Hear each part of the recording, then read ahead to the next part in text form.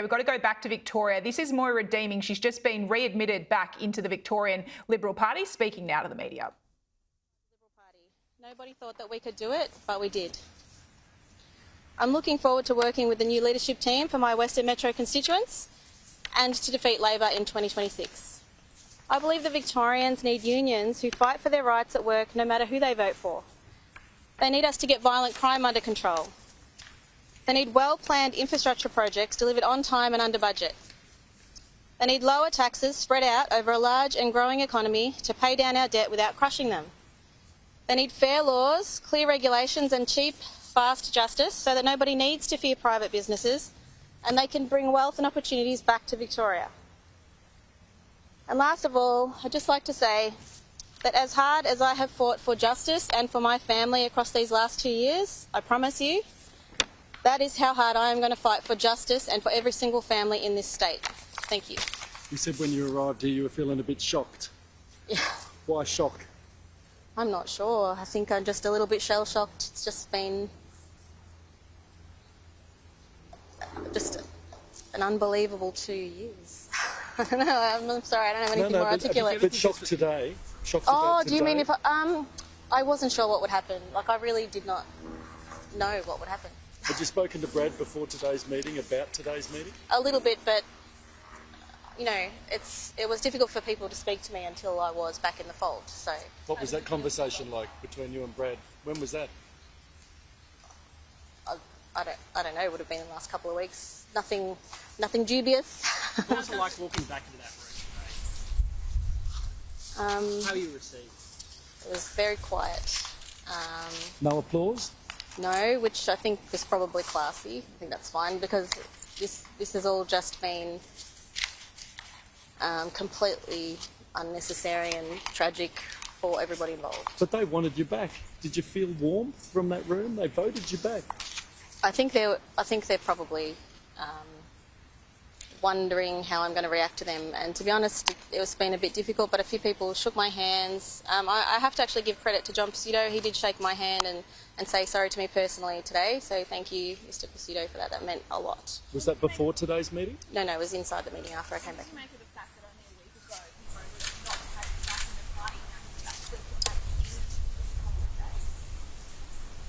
I haven't been able to make out a lot of what's happened. You accept his apology? Yes. So the party has been riven and divided for some time. Brad Batt has spoken today about running a united team. Do you think he's capable of that? Yes, but the other thing that people keep saying is that one single leader can save the party. It's not a one-man job. It's a team job. You need a critical mass of people who are willing to put all of our differences aside and to advocate based on conviction. That's what we need. It's not all on Brad's shoulders. If this fails, it won't all be on Brad's shoulders. We are a team and we're going to rise and we're going to fall. You know, we'll rise or we'll fall together. Do you hope to be in his... sorry. I was going to say, do you hope to be in his shadow cabinet? I hadn't actually got that far ahead. Where do you stand now in this? I'm just an equal full member so far. I'm not actually sure what's gone on in terms of allocating positions. I don't know. You've championed women's rights. Are you disappointed there's no women in the leadership team?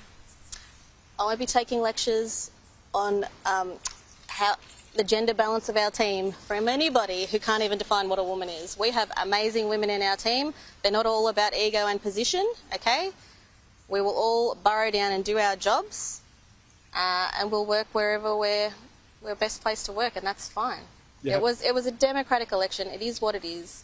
If women want equal treatment, that means being, accepting the results of democratic elections. That's just a fact. So you accept the gender mix as being fair and reasonable for the party? I don't care about a gender mix. I care about merit. So there's no women in your team that are worthy, have got enough merit to be leaders? I said it was a democratic election. You also said merit. No, but they're still in the team. They're just not with that title.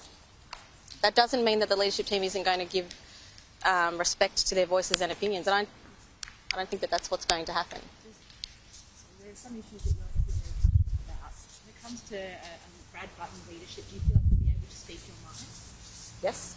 You'll have confidence in him kind of allowing you to go out and speak about the issues that maybe some people find controversial?